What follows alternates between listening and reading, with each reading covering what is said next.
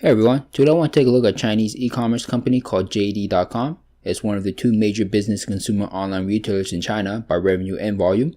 As of the second quarter of 2018, the platform has over 313 million active users. The company was founded and run by Richard Liu since July of 1998, and recently the stock price has really pulled back and looks very interesting as an investment. So stay tuned in this video as we take a look at the company. First, as a disclaimer, I just want to say I'm not a financial advisor, so please do your own due diligence before investing. Like I mentioned earlier, JD.com is one of the two major players in e-commerce in China, just behind Alibaba, but has more revenue than Alibaba. You must be wondering how is this possible since Alibaba makes many multiples more than JD. But there are key differences between Alibaba and JD, where JD's business model is more similar to Amazon's. As I mentioned earlier, JD's core business model is a business-to-consumer marketplace, where JD handles most of fulfillment and logistics via its own warehouses and couriers, but it does let vendors fulfill orders by themselves, but it's a small part of their marketplace. Where Alibaba has two main marketplaces, Taobao and Tmall. Taobao is a consumer-to-consumer marketplace, which closest more resembles that of eBay. Tmall is a business-consumer marketplace, but it mainly relies on third-party fulfillment and logistics. This is where the key differences lie, since JD takes ownership of most of their products they sell and Alibaba does not. This is why JD has more revenue than Alibaba and posts much lower margins as well. But this is an advantage for JD.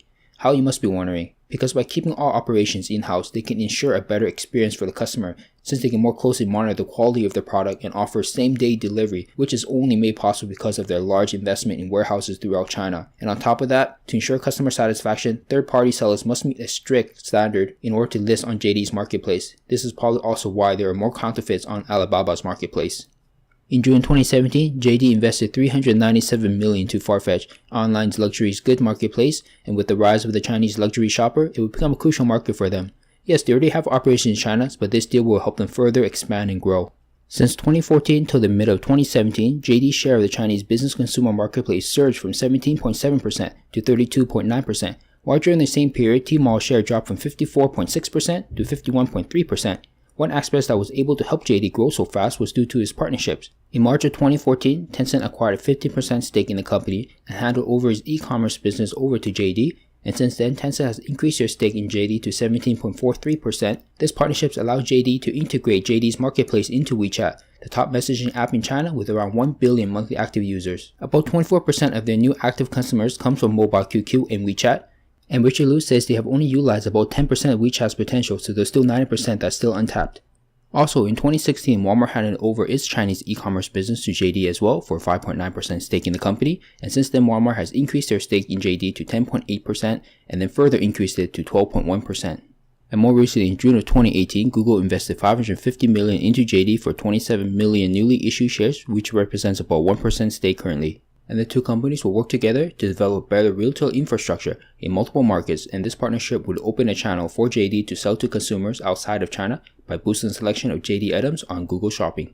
Recently this year, JD sold off its 68.6% stake in JD Finance for $2.1 billion, but it was structured in such a way where JD gets to keep 40% of JD's finances, future pre-tax profits. And JD can elect to swap its profit share for a 40% stake in the business, so they technically sold off a 28.6% stake. The reason why they did this was because it would be easier for JD Finance to raise capital and gain regulatory licenses to expand its services. And recently this year, JD sold off a stake in its logistics business for $2.5 billion, which they plan to invest into automation, drones, and robotics to further expand their lead in the sector, and JD still owns an 81.4% stake of their logistics business.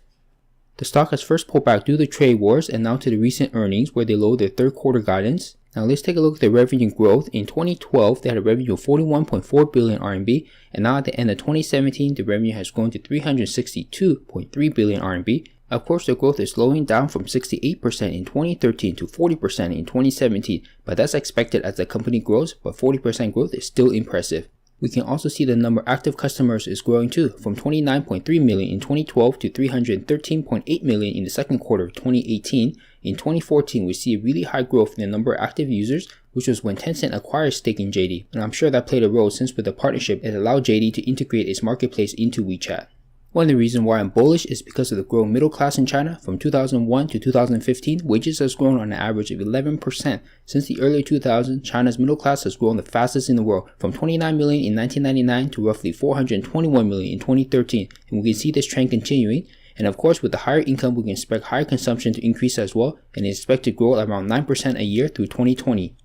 If you want to see my trade in JD, I made a video on that, and I'll link it in the description box below. Let me know in the comment section below if you're bullish or not in JD, and as always, if you enjoyed the video, please hit the like button. It really helps out the channel, and if you haven't subscribed yet, please make sure to smash that subscribe button, and thank you for watching, and I'll see you guys in the next video.